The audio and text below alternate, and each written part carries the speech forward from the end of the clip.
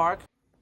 Hey travelers, welcome back to Roberto's Room. So this is part of a brand new series that I'm starting. As you can see, I'm wearing something a little different. And I don't know about you, but whenever the breeze starts to hit, it gets a little bit colder. Yes, the wind blows a little bit colder, and we're all getting older.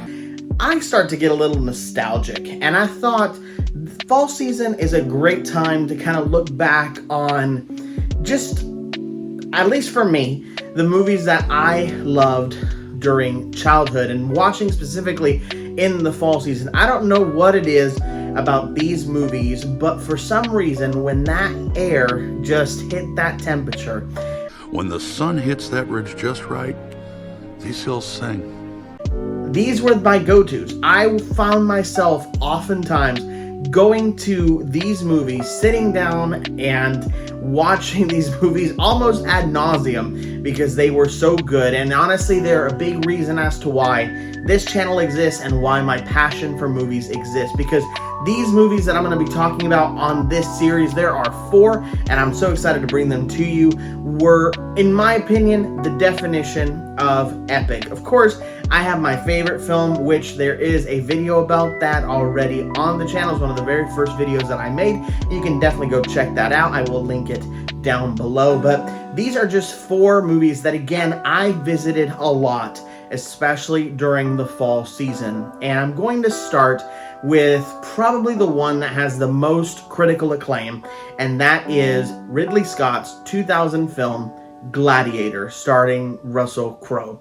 Now, I don't think I need to introduce this movie very much, and I think that most of what this movie has to offer has already been said almost ad nauseum. However, for me, one of the reasons why I love this film is it transported you to another place, another time, and does it in probably the best way possible, which I absolutely loved. Russell Crowe just knocks it out of the park in this role, playing someone that has layers, has emotion.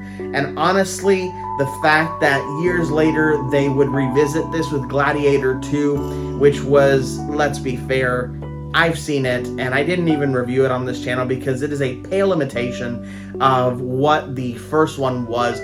That first one was lightning in a bottle that even Ridley Scott and Russell Crowe could not capture, because as much as I love the 2010 Robin Hood, it doesn't hit quite the same as Gladiator.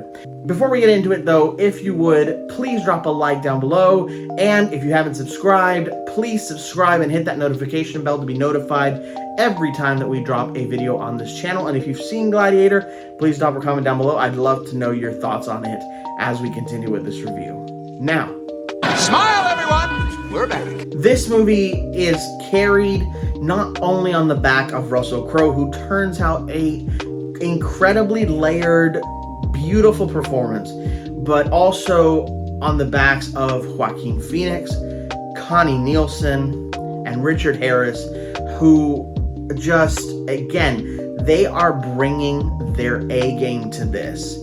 If you know anything about the script for this film, you would know that this film was years in the writing, and many writers gave us what it ended up being. And I'm so glad for it that you had men that knew where their strengths were, where their weaknesses were, and let other men step in to give us the movie that we ultimately have. The best version of this film is, as any Ridley Scott film, the extended edition, which is not his director's cut, but it adds just enough nuance, more scenes that really flesh out the characters, and it is my preferred viewing. It is what I would always go to. I absolutely love any director's extended cut that exists out there, and of course, Ridley Scott is notorious for these cuts. I'm glad that they exist because they give us just that little bit more of just mwah that you want. And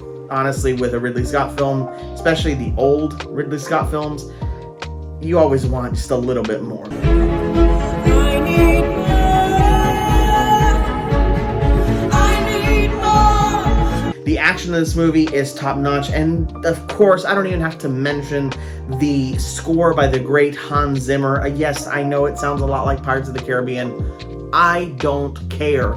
It is awesome, and again, it just does a great job, everything working together to transport you into another place in time, to a great, beautiful story about a man that is out on a quest for revenge, but is also trying to get home. A beautiful, beautiful story executed in a absolutely marvelous way.